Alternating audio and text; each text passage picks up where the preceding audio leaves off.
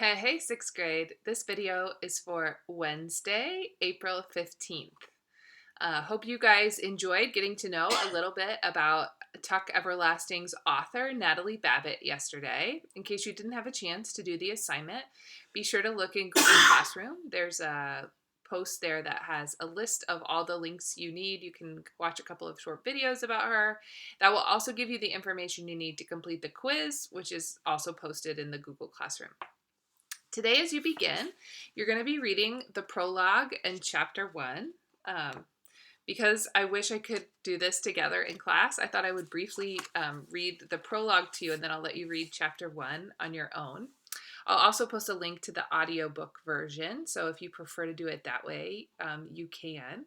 And then there's a quiz for today that's listed with today's post in the Google Classroom.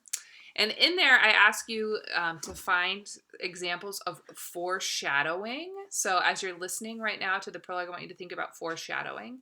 Remember that foreshadowing is when an author begins to hint at or give a clue to something that is going to come in the story. So a prologue is a place where you would expect to find foreshadowing, a hint at to where the story is going to go. You looked for foreshadowing when you were reading Sherlock Holmes last week. So let's see how you do looking here. And then that's one of your quiz questions when you get to that today. Tuck Everlasting, prologue. The first week of August hangs at the very top of summer, the top of the livelong year, like the highest seat of a Ferris wheel when it pauses in its turning.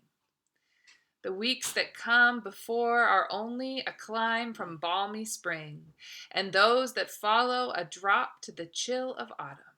But the first week of August is motionless and hot. It's curiously silent, too, with blank white dawns and glaring noons, sunsets smeared with too much color. Often at night there is lightning, but it quivers all alone. There is no thunder, no relieving rain. These are strange and breathless days, the dog days, when people are led to do things they're sure to be sorry for after.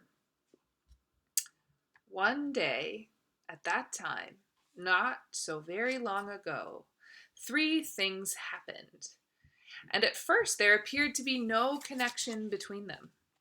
At dawn, May Tuck set out on her horse for the wood at the edge of the village of Tree Gap. She was going there, as she did once every 10 years, to meet her 2 sons, Miles and Jesse.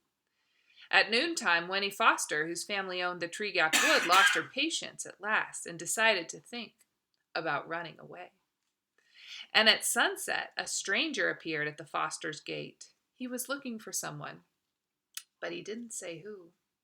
No connection, you would agree. But things can come together in strange ways. The wood was at the center, the hub of the wheel.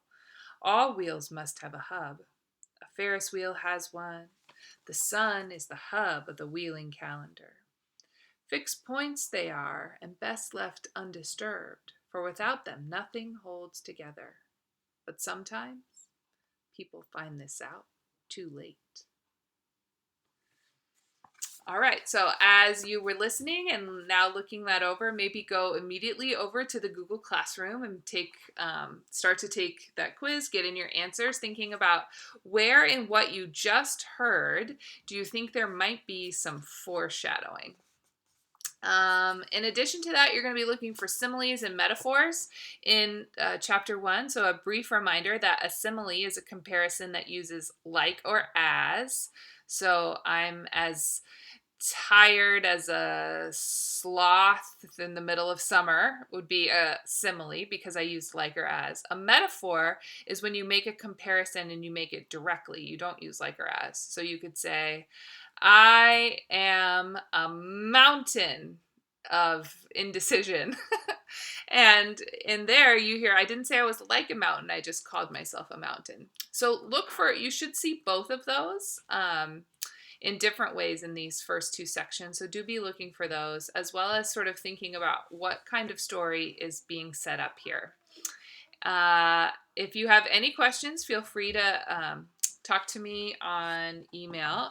In your packet today, you're going to be doing some vocabulary work. So there's a list of words that you're going to need to look up the definition to. And then you'll do some exercises where you take those definitions to use the words in new ways in sentences. And you are on a break from spelling this week. So enjoy that as you focus on the words and get into the story of Tuck Everlasting. Miss you guys. Hope you're well.